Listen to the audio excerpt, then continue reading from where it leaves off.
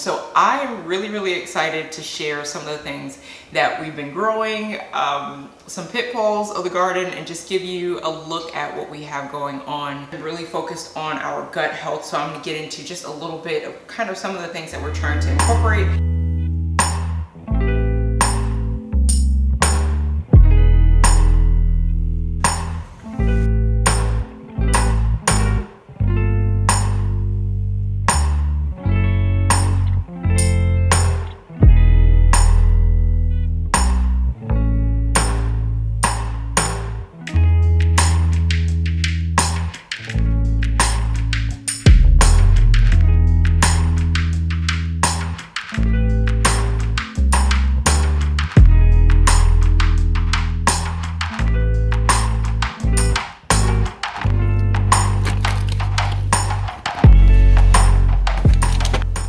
So some of the things that I've been shopping for, you may have seen before, but I wanted to just share with you how we're going forward with our diet and different things that we have been changing, implementing, and we have been really focused on our gut health. So I'm going to get into just a little bit of kind of some of the things that we're trying to incorporate as we are on a healing journey, which we've been on for a little while now, because we just want to get to a place where our body can really absorb and use all the nutrients in the food that it should be able to.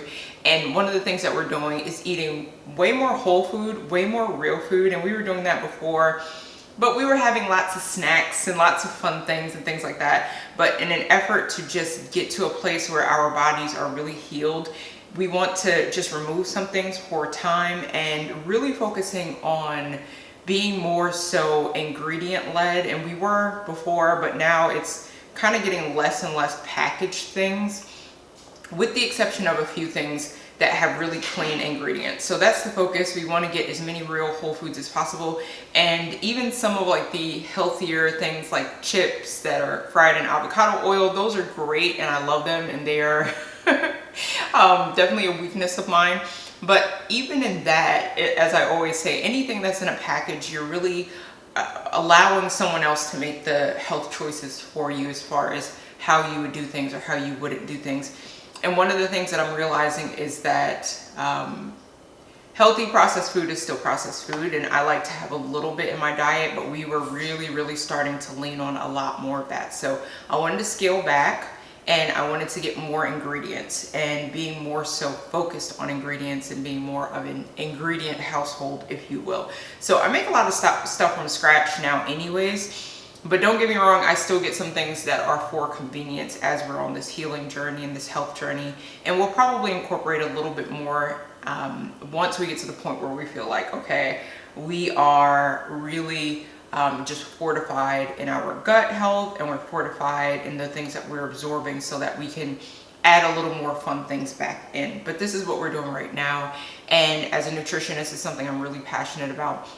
But we've also started our garden, and this was back in June, and one of the first things that I wanted to do was to focus on getting our garden together. It's been a decade since I've gardened, with the exception of you know, growing some herbs, which I did even when we were in an apartment waiting for our new home. So I'm really excited to share some of the things that we've been growing, some pitfalls of the garden, and just give you a look at what we have going on this particular season. I hope that it's helpful to you. I hope it's encouraging. And whether you are in a home or an apartment, it is really simple to start growing something. You can start with something as simple as a rosemary plant that you get from your nursery or from a local Walmart, and you can start with that on a balcony or in a windowsill or whatever.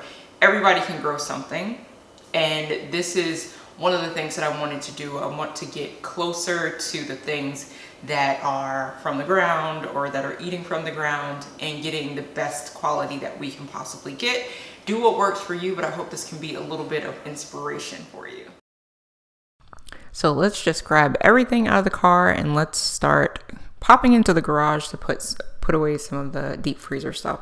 So I got wild caught cod, some riced cauliflower, and then we just cleaned this out. So some of our chicken sausage. I love this giant pack of 100% grass-fed beef patties. Such an easy dinner to make.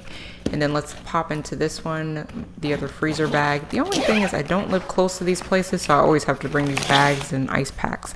So I'm gonna pop in here. We've got some flounder that'll go in the deep freezer. This is wild caught that I got from Costco. Some of these things I was really shocked to find. I was so excited about this. So this is 100% grass finished and grass fed beef marrow bones, which is perfect to make stock. I've been making a ton of stock, and it's born pasture raised. Love that. I looked up their this brand online and it looked pretty good. So that's what's in the deep freezer. Next up, we're gonna pop into the house. I'm just grabbing everything out, and first, I have to show you this. This Fronin made with 4 ingredients, Madagascar, vanilla, ice cream. The ingredients on this are phenomenal. Coconut cream, honey, water, and vanilla extract. You just don't get cleaner ingredients. I picked this up at Sprouts.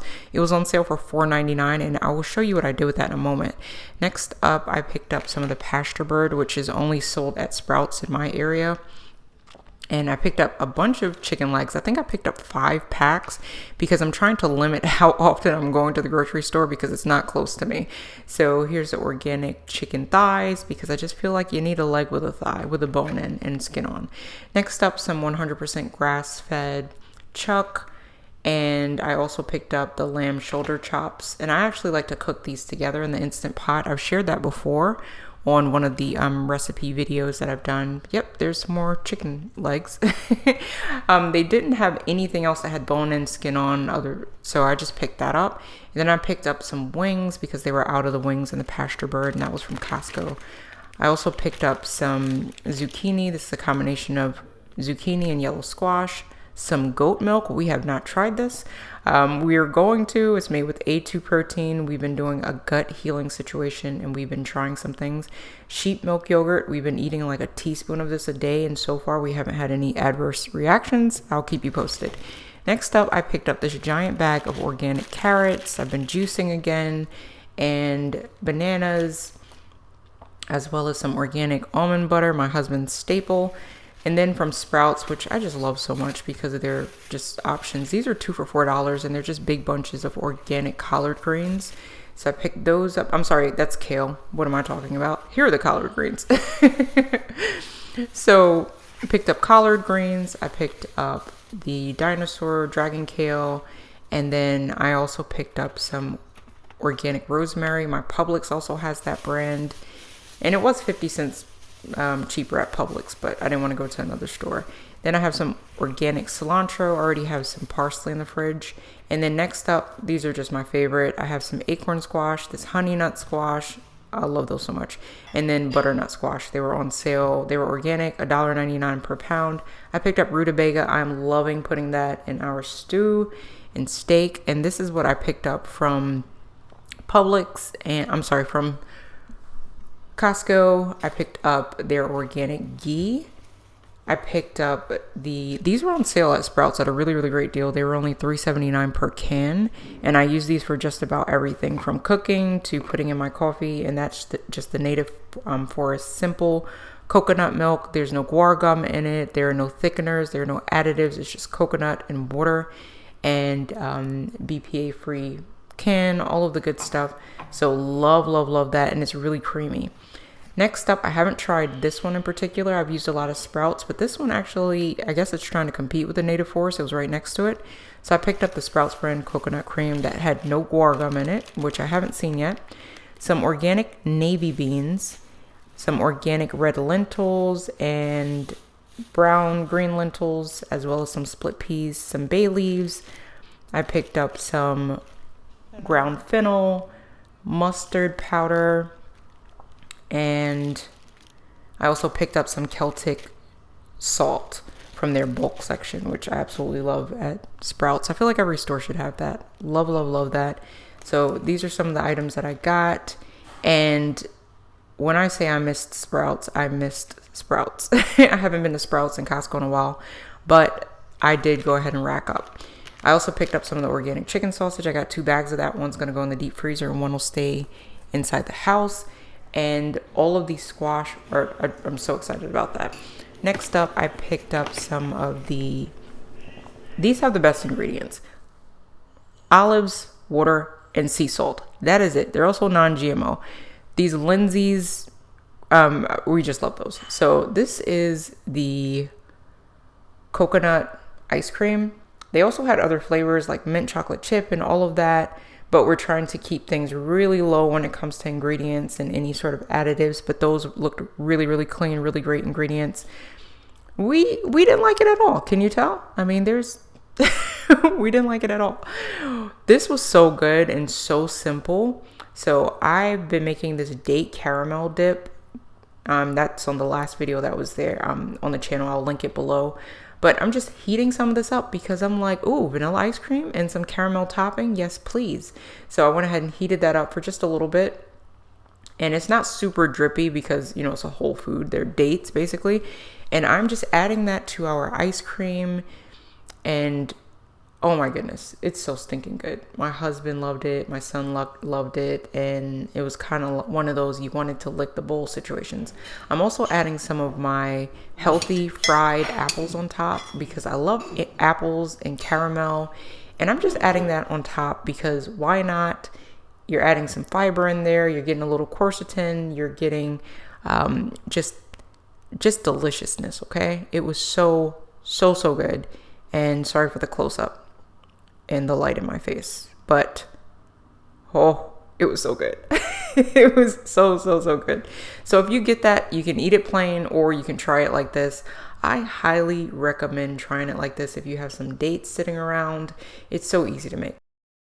Let's get into the garden. My mom came and blessed me with some seedlings. She brought me things I've never even heard of, like cinnamon basil, and I make tea out of it and cook with it. It's amazing. Like, I've never heard of cinnamon basil, but she's brought artichoke and Hungarian pepper and pimento, red cherry tomato. Oh my goodness. And then we have potato slips. I'm so excited about this. What is that one? Oh, parsley. We got parsley and lemon squash. It's gonna need a little trellis. Lemon squash. Oh my gosh.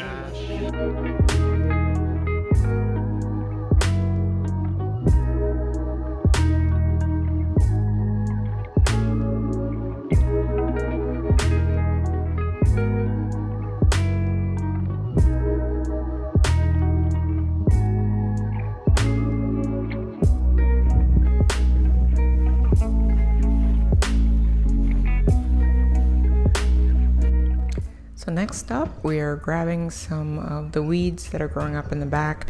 There's clearly grass in the front, but not in the back. But this works out because we knew exactly where we could put our garden boxes. My husband's just figuring out the layout of everything. We picked up the weeds and then we added the black fabric and then we added some anchors to hold everything down.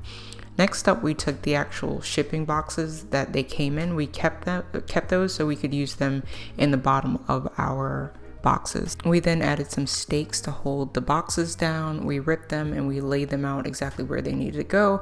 There's landscape fabric in the middle because we're going to put something there. And then we needed a few more boxes to go on this secondary box, but we're going to start with the other one first. So the roots are literally beginning to poke out and we're just now getting the garden beds set up. So these are ready. Of this paper out, I have my gloves and my little tools. I have topsoil. I have organic bed and container mix. And we have some black cow manure. So we're going to mix that up in that 5-gallon bucket and then we are going to get started.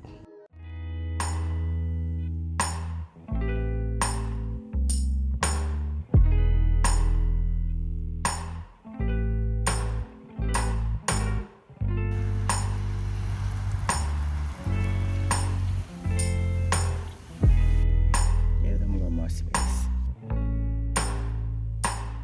So my mom moved some of the delicata, separated them and put them over here. We're getting our hands dirty. And I sprayed a bunch of neem. So I'm coming out in the morning and I am flipping over the leaves and I'm just using some tape to collect all of the aphids, larvae, and also the little nymphs. So some of these plants just get it worse than others. And then this one, I'm kind of contemplating just letting them have it, just so it doesn't get all of my other plants that seem to be doing pretty well. So we'll call this kind of a sacrificial plant, I guess, because it doesn't look like it's going to make it very long anyways. And this is the one that it seems to be eating up a lot. I've had to remove entire leaves just from that one this morning.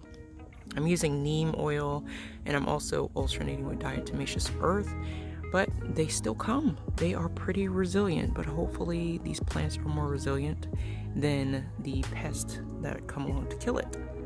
So we do have a little cucumber growing, and a lot of these plants have just been killed, but we do have some pollinators coming around, and we have some butterflies, and we also have some beneficial spiders. So pretty. This one right here. Yeah, that one. Pull it. Pull. All right, put it in there. It's big. All right. Let's grab this one too. This one's pretty long. Whoa, that's so funny.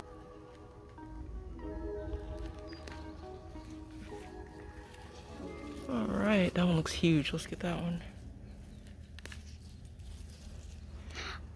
It's okay. The bottom is right. Whoa.